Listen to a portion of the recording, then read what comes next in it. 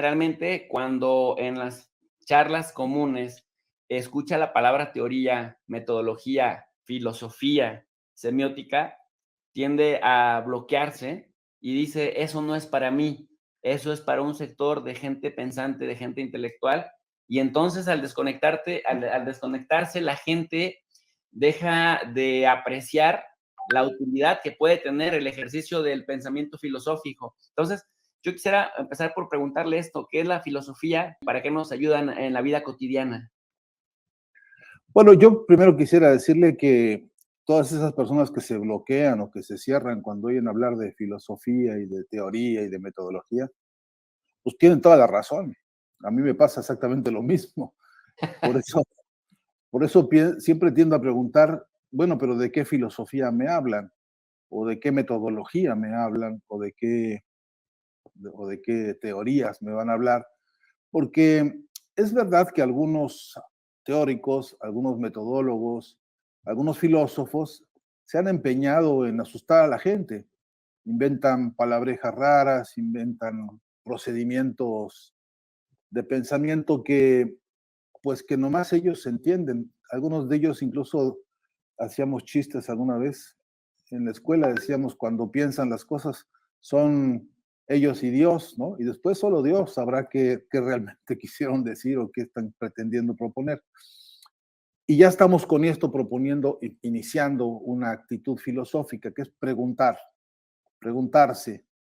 La filosofía es la definición histórica y la que se estudia en toda introducción a la filosofía, es que la palabra filosofía significa amor por el saber, ¿no? Y la herramienta más común que tenemos más a la mano, la de todos los días, a todas horas, para profundizar en el saber, pues es la pregunta, la interrogación. Eh, Cuando decimos, sí, la filosofía, pero ¿cuál filosofía? Sí, la teoría, pero ¿cuál de ellas? Estamos empezando a hacer trabajo filosófico que es natural en nosotros, en los seres humanos.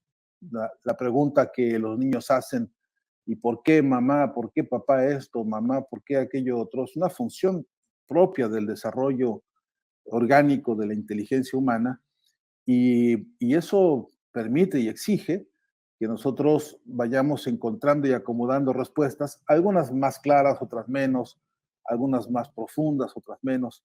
Este, entonces, la filosofía, pues, es una conducta humana natural de la inteligencia humana eh, que busca, que pregunta, que interroga a su universo, que interroga a todo lo que lo rodea, a la humanidad, todo.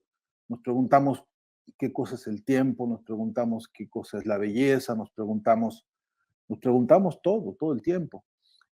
El problema es que para las buenas y verdaderas preguntas, pues no alcanza con las respuestas. Normalmente las respuestas son provisionales, son circunstanciales, son las que dan unos autores, unos pensadores, unas opiniones, otras.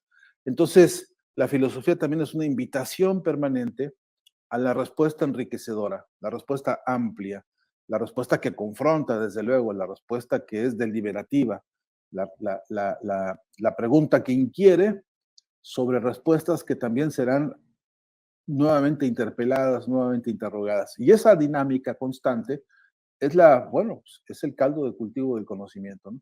De modo que cuando ojalá que alguien después de, de esta conversación escuche hablar de filosofía, pues esta vez se pregunte, bueno, ¿de cuál filosofía me quieren hablar?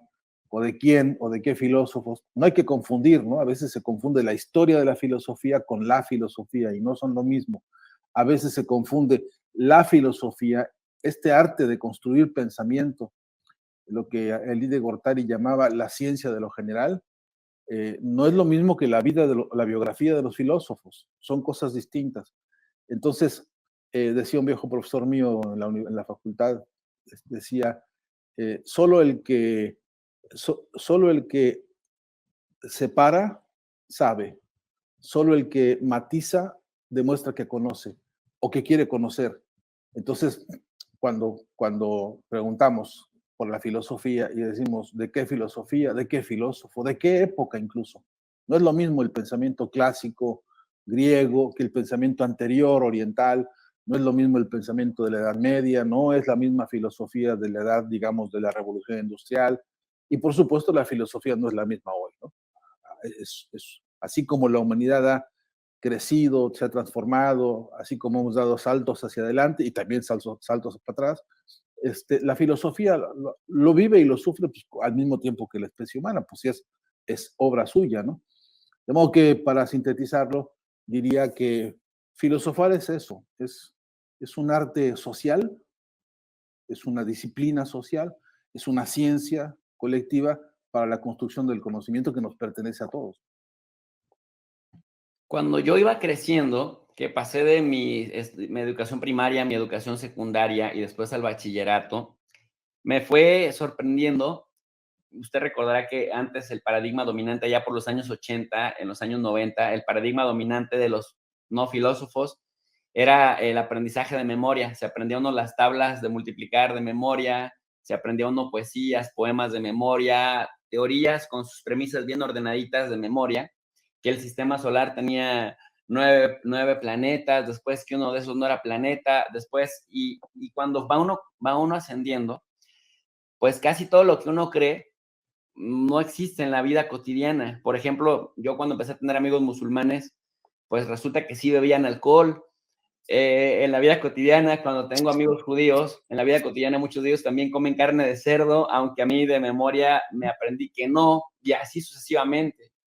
Entonces, en ese contexto, también me recordó un profesor que tuve allá por los años 90 en la licenciatura, Barceló, un filósofo argentino, ya no me acuerdo su nombre, pero apellidaba Barceló, siempre nos decía, nos recordaba un pensador, en este momento no recuerdo cuál, pero decía, aléjate de aquel que dice tener la verdad, porque puede que esté más cerca de la mentira, o nunca ha estado tan equivocado como en ese momento que cree tener todas las respuestas. Y ahora que usted señala esto, justamente, el amor al conocimiento, la búsqueda de respuestas, y que las respuestas generalmente son parciales e incompletas, y que hay que estar una y otra vez razonando.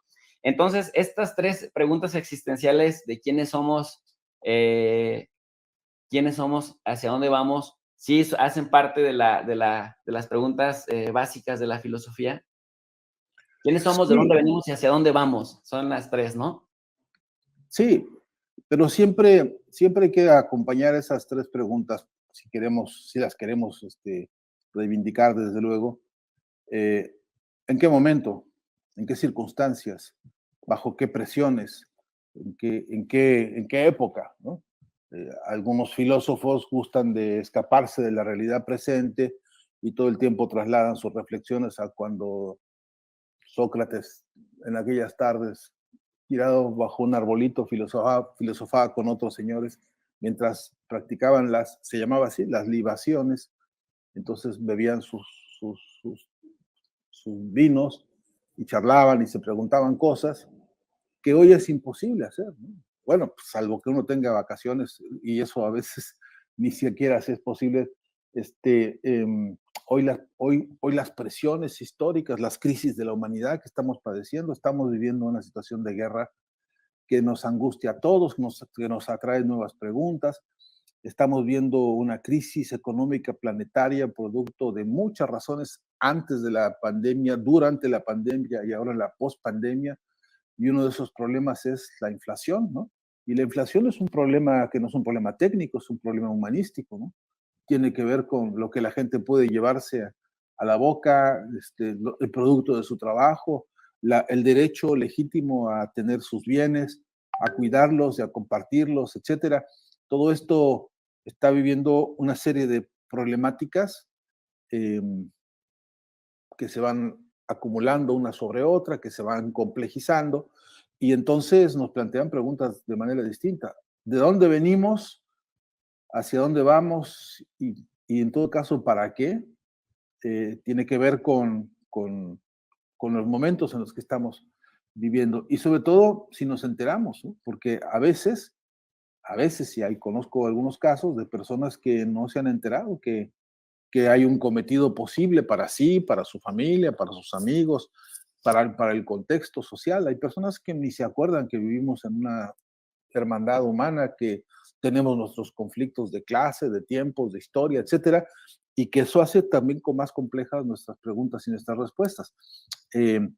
Sí, generalmente los modelos de pensamiento que hemos venido aprendiendo, como el de las 3 preguntas, hay quien dice que son 10, y podríamos proponer que fueran 100, pero siempre las coordenadas de lugar y de tiempo son fundamentales, ¿no? Hoy no es lo mismo preguntarse quiénes somos, qué hacemos y a dónde vamos en Ucrania, que hacernos esta pregunta en Chapultepec, tomándonos un raspado de, qué sé yo, de piña, ¿no? Una riquísima agua de tamarindo. No, no es lo mismo. No son, los escenarios influyen profundamente en, en, en las preguntas, en el filosofar y por supuesto los lugares, los escenarios, las culturas, las tradiciones, las influencias y los momentos históricos que se viven. Así que hay que, parte del problema de filosofar es el filosofar en tiempo real, ¿no? El poder filosofar según van ocurriendo los acontecimientos. Nos han acostumbrado, como usted bien decía, a ciertos métodos, ciertos paradigmas de conocimiento, y a veces estudiamos filosofía como con espejo retrovisor, ¿no? Como siempre viendo para atrás el pasado, que cuando los griegos o cuando los celtas o cuando... Eh, y a veces eso, que no está mal, eso que no descartemos, porque no se trata de ahora de ningunear ni métodos ni tradiciones, pero por cierto es que hoy nos demuestra, se nos muestra la realidad como incompleto. Entonces, hoy creo que nos hace falta, hablando de la palabra metodología, pues eso, método filosófico para ir en tiempo real viendo el fluir de las nuevas tendencias, los grandes debates que se están dando. El año pasado, el Congreso Mundial de Filosofía propuso volver al yo, volver al individuo. Y cuando tenemos un debate fuerte frente al problema del individualismo, resulta que más que volver al individuo, lo que la humanidad está proponiendo es volver a la comunidad de los intereses, de las soluciones, de las preguntas, en fin. Estas tensiones del pensar son riquísimas, son oportunísimas, y soy de los que cree que la filosofía es una ciencia de lo general, pero que tiene que ser acumulativa y muy dinámica, ¿no? Si nos quedamos esclerotizados en una posición y la convertimos en dogmas, lo más segurito es que vayamos derechito a las equivocaciones, porque es tal la diversidad, es tal la riqueza del pensar humano en tantas dimensiones que lo peor que podemos hacer es privarnos de alguna de sus frutos, ¿no?